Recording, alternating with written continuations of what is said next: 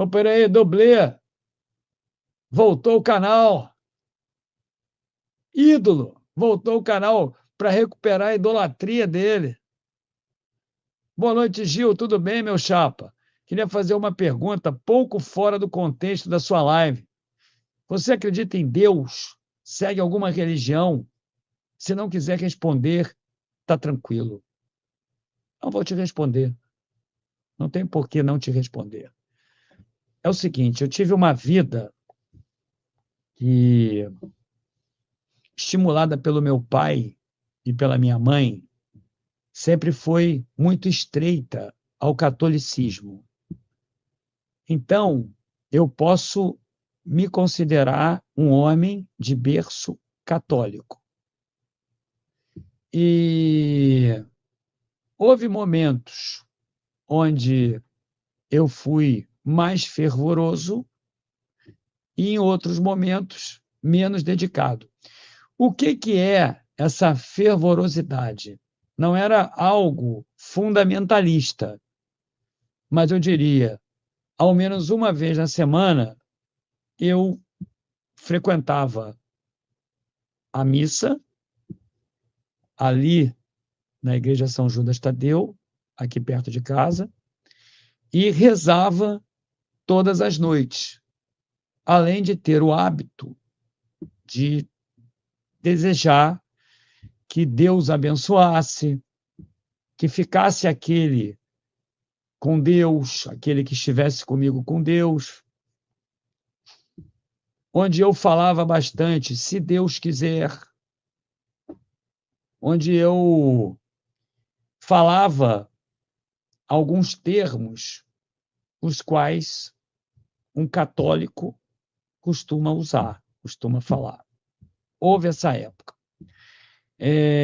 Houve épocas que eu continuava a rezar, eu rezei durante a minha vida inteira e não ia à missa com regularidade. Em outras épocas, eu realmente ia às missas e, obviamente, continuava a rezar. Eu fiz 2 anos de catecismo quando eu era criança.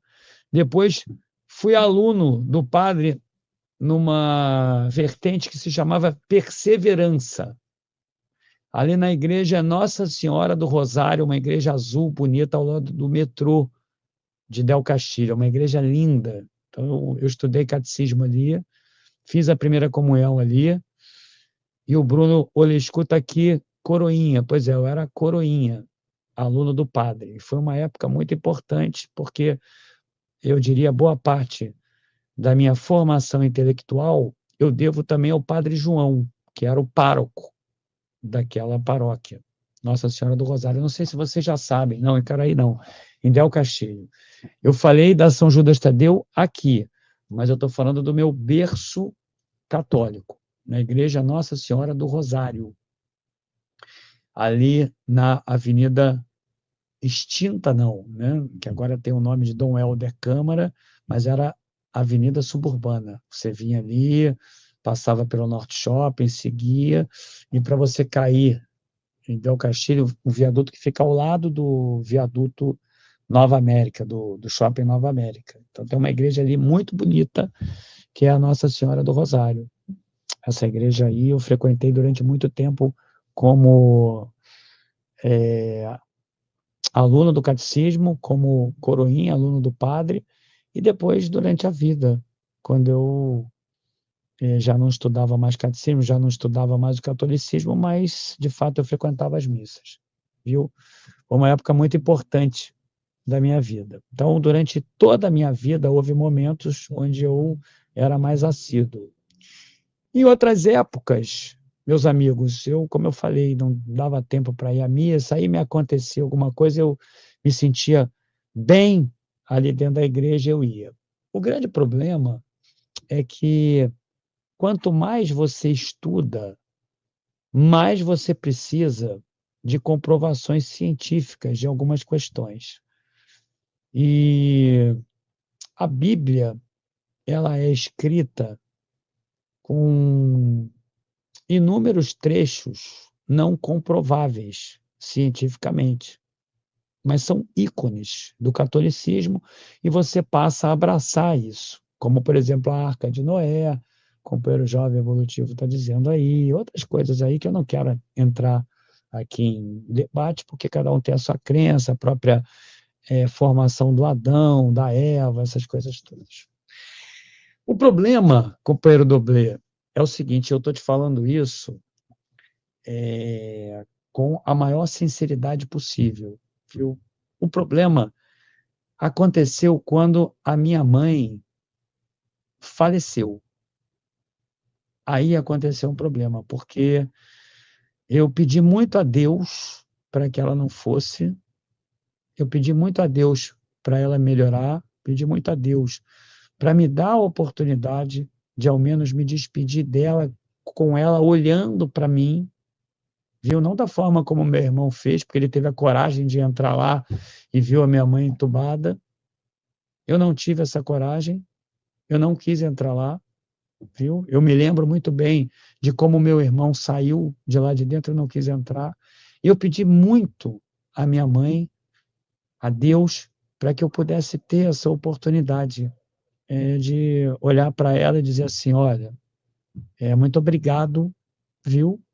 Como eu disse para ela quando ela estava lá deitada na hora do enterro dela, muito obrigado por tudo que fez por mim e me desculpe não ter conseguido fazer pela senhora aquilo que ela só fez por mim.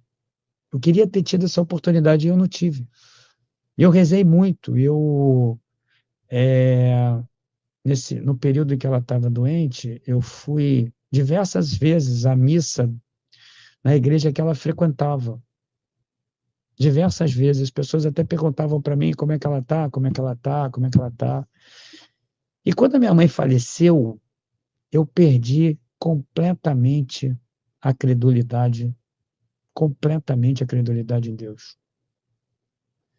É difícil você falar uma coisa dessas publicamente, porque é claro que eu vou ser criticado, eu não tenho dúvida que eu vou ser entendido, mas vou ser criticado, e a vida é assim, você é criticado, elogiado, mas você tem que dizer a verdade, eu perdi a fé. A grande verdade é essa, eu perdi a fé. Completamente, eu perdi a fé. Simples, perdi a fé. E quando você perde a fé, você deixa de fazer coisas que realmente, como eu disse, faziam parte do meu hábito de homem católico. Por exemplo, eu passava na frente de uma igreja, eu fazia o sinal da cruz, eu rezava todas as noites. Tem 4 anos e alguns meses que eu não rezo. Não, companheiro Lopes, eu não acho que tenha quebrado o clima da live, não. Eu acho que a pergunta foi muito boa, porque tem muitas pessoas que passam por isso também. E a vida não é só alegria. Essa live aqui é uma live reflexiva também. Não acabou não, Gabriel, de forma alguma. Tem 3 horas e meia de live, nós vamos ter mais algum tempo de live. Não acabou não, essa pergunta é muito boa, porque acontece isso com todo mundo. Aqui eu tenho vocês como uma família, viu? Realmente eu tenho aí como uma família, todos vocês. E eu perdi realmente a fé, e hoje não faço o sinal da cruz quando eu passo na frente de uma igreja. Eu nunca mais entrei numa igreja, nunca mais eu entrei, por frustração de não ter sido atendido, talvez, por desestímulo. Não parei para refletir sobre isso, não. Mas, de fato, eu nunca mais fui. A resposta poderia ter sido outra para você, Dublê, mas se fosse outra, ela não seria verdadeira, entendeu? E a resposta verdadeira é essa: eu realmente perdi a fé. E eu gostaria muito, aliás, eu entrei sim o Marco Antônio está aqui, eu entrei sim numa missa, eu entrei numa missa que foi a missa de 7º dia da minha mãe, que o meu irmão marcou essa missa, eu fui lá num domingo de manhã, foi muito ruim, viu? Essa missa aí foi muito ruim.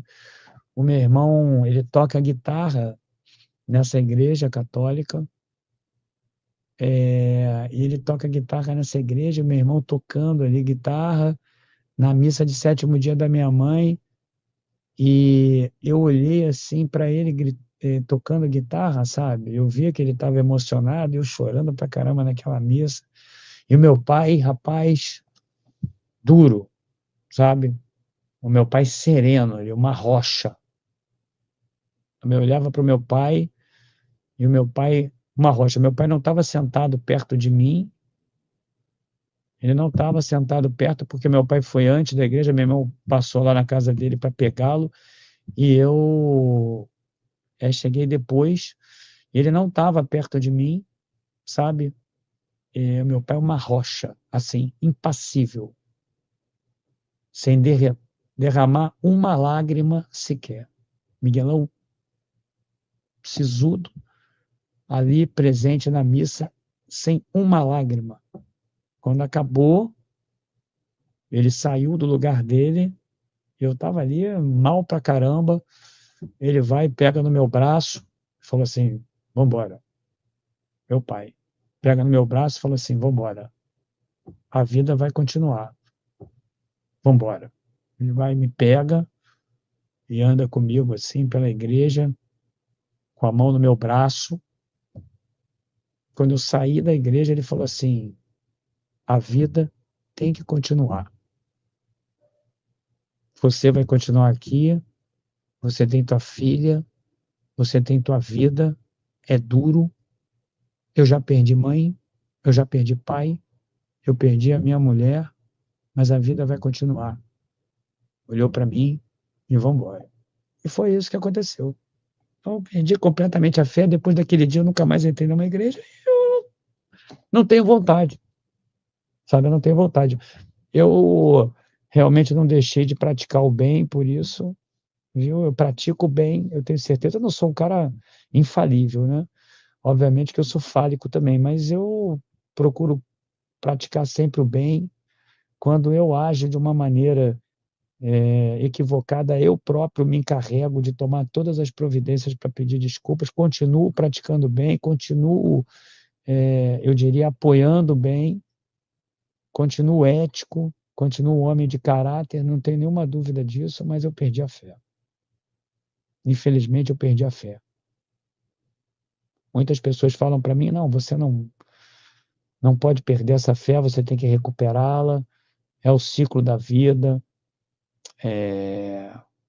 você precisa superar isso, você precisa ter Deus novamente na tua cabeça, mas eu não consigo, entendeu? Então, o que eu vou fazer? Podia chegar para você e dizer assim, Dublê, eu vou à missa, ninguém ia saber aí se eu ia ou não, podia mentir aqui. Eu sou um homem de fé, eu preciso dizer a você, Dublê, que todos vocês aqui precisam ter Deus nos seus pensamentos. Preciso dizer a vocês que a praticagem da religião é algo extremamente positivo. Podia fazer um discurso completamente diferente aqui, mas eu, de fato, não vou fazer esse discurso porque eu não sou assim mais. Eu não sou assim mais. Eu não tenho mais vontade de frequentar nada. E hoje em dia, quando uma pessoa chega para mim e fala assim, fica com Deus, eu entendo que essa pessoa ela quer o meu bem. Eu não tenho nenhuma dúvida que ela queira o meu bem, mas eu sinto assim uma atmosfera, uma aura positiva advinda dessa pessoa, porque eu entendo que ela queira o meu bem, mas não porque eu, pelos desejos dela, vai ficar com alguém que não me ajudou na hora que eu mais precisei. Entendeu? É isso. E aí, né, não sei se isso aí algum dia vai passar, né? Tem um bobão aí chamado Everton que não consegue entender exatamente o que eu estou falando. Uma pena, viu, Everton? Eu queria muito que você se tornasse um homem de verdade e que cultuasse ídolos que te propiciassem desenvolvimento, não ídolos que te induzissem a erro, que te induzissem ao subdesenvolvimento, viu? Acho que ele tem que ganhar a ban, não. Isso aí fica a critério de vocês, isso aí, para mim, tanto faz quanto tanto fez. Mas é isso, gente. Então eu não tenho mais fé, perdi a fé por completo, e isso tudo com o falecimento da minha mãe. O que é que eu vou fazer? Não tem jeito. Eu continuei, sigo a minha vida, tanto sigo que estou aqui. Nesse carnaval, eu lembrei muito da velhinha, né? Porque a minha mãe, pô, ela adorava carnaval também, viu? A minha mãe, ela costurava os meus bate-bolas, os cloves, todos os cloves que eu tive, a minha mãe que fez. Era cada um mais lindo que o outro, inclusive aquelas capas, sabe?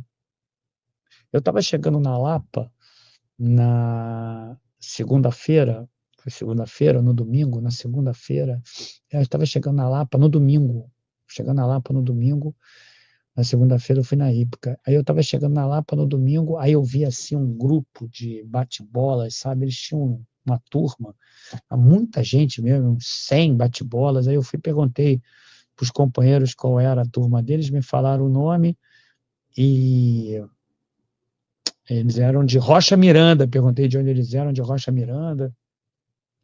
A minha mãe fez todos os meus bate-bola. Minha mãe era sensacional, né? As minhas capas dos meus bate-bolas, dos cloves, seja lá como vocês chamam, eram muito bonitas, porque era ela que fazia, né? Ela era muito, muito boa artista plástica, então lembrei muito dela no carnaval, sinto muita falta dela realmente, viu? Sinto muita falta e perdi a fé. Acho que a morte da minha mãe foi tão impactante para mim que eu acabei perdendo a fé. É isso, entendeu? Não, Thales, eu não preciso procurar ajuda psicológica. Não preciso, não estou em depressão. É a falta mesmo que você sente de uma pessoa. Perder a mãe é muito complicado, viu? Tem várias pessoas aí que já perderam, é complicado perder pais. Ainda mais quando você morou, conviveu com os pais a vida inteira, né? É complicado mesmo, sabe? É uma situação bem difícil. É, Renata está passando pela fase mais aguda dessa dor agora, porque ela perdeu a mãe agora, no início do ano. E a coisa aconteceu de repente, que nem a minha mãe também.